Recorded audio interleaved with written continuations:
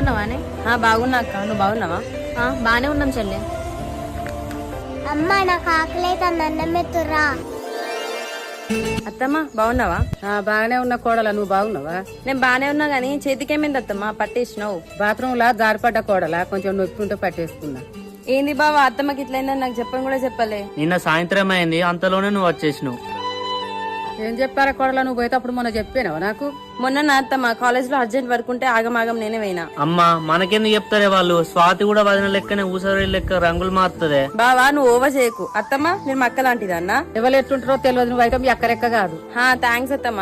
చూసావా మీ అమ్మనే చెప్తాంది. ఓ అమ్మ నీకు ఇంకా స్వాతి గురించి తెలియదే, వాళ్ళ అక్కనే అంటే వాళ్ళ అక్క కంటే ఇంకా డేంజర్. బావా ఎక్కువ మాట్లాడినావు అనుకో, ఇటు నుంచి ఇటే మా ఇంటికి వెళ్ళిపోతా. అవునా, సరే మీ అక్కని పిలిచి చెప్పు, బస్ స్టాండ్ లో దింపేస్తా.